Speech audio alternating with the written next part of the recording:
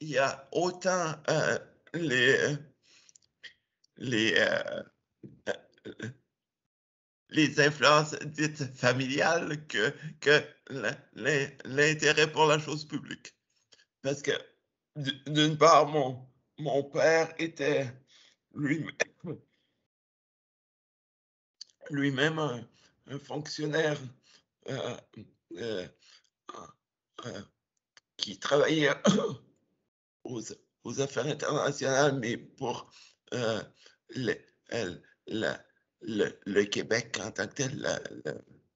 le gouvernement provincial du Québec, mais au niveau international. Mais, et, euh, pour, et donc, il y avait autant les facteurs familiaux que les intérêts personnels pour tout ce qui touchait à la, à la, à la scène internationale. Puis au début des années 2000, et, euh, il y avait aussi un, un gros accent mis sur la c'était toute l'époque avant le déclenchement de la guerre contre le terrorisme. Donc, la, la sécurité avait pas pris l'importance qu'on lui connaît aujourd'hui. Sauf que je me posais déjà des, de par mes études puis mes intérêts personnels, je me posais déjà des questions comment faire pour essayer de faire ma part dans un monde qui bougeait et les questions qui m'intéressaient le plus se trouvaient, les réponses se trouvaient au niveau fédéral quand on regarde la, la, la disposition du gouvernement canadien. Donc, je me suis dit, eh, c'est autant par choix, par intérêt et par pure chance aussi que j'ai pu me trouver à me retrouver les deux pieds là où je suis arrivé, c'est-à-dire euh, au, au ministère de la Sécurité publique. Il y a plusieurs choses qui soulèvent mon intérêt et suscitent mon, mon engagement. À savoir que euh, c'est peut-être un peu cliché, mais j'ai vraiment l'impression que ceux qui travaillent à la fonction publique, surtout euh, au, au, au niveau du fédéral, on, on, j'ai- on a la chance de faire une différence euh, dans, à moyen et à long terme, non seulement dans la vie de, des, des gens en tant que personnes concrètes, mais aussi on a la chance, si on, on, on développe un certain degré d'expertise, de, de, de, d'influencer le cours des choses en matière d'élaboration des politiques, notamment pour plusieurs années, étant donné que le, le gouvernement est une grosse machine qui se, dé, qui se déplace relativement lentement et qui prend du temps à, à, se, à se retourner pour faire face aux événements. Donc, ça permet de pour,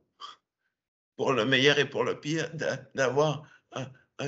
un, un certain degré d'influence à moyen et à long terme.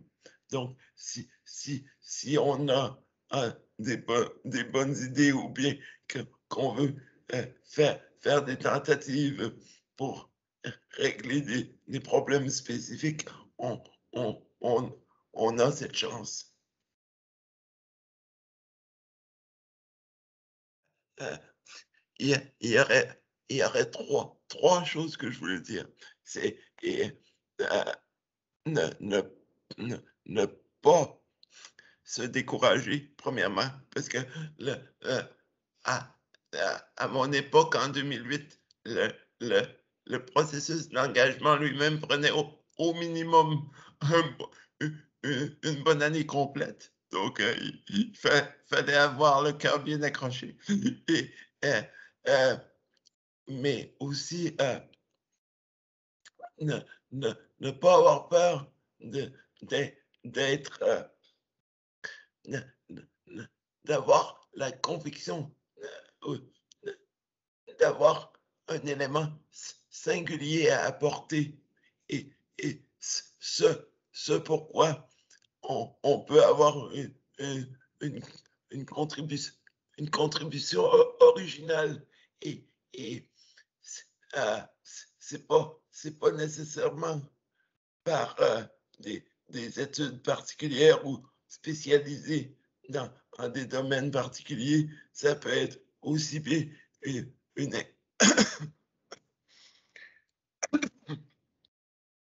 une expérience de vie ou bien une, une, une manière de voir les choses qui permet de percevoir les événements ou les manières de faire de manière différente par rapport à la moyenne des ours. Et euh, je m'en voudrais de ne pas conclure en, en disant euh, d'ici de 2025, le gouvernement a pris l'engagement de non seulement euh, d'accroître le, le- l'engagement des personnes avec des comment on dit, des, des conditions physiques particulières ou des, des, des handicaps particuliers et, et, et ils ont pris l'engagement de, je pense, c'est d'engager au moins 5000 personnes d'ici 2025. Donc, ça, euh, on est en train de, d'ouvrir et d'opérer un, un, un, changement de mentalité important, ne serait-ce que euh, euh, en termes d'adaptation aux personnes qui vivent avec les différences, que ce soit physiques, mentales ou autres.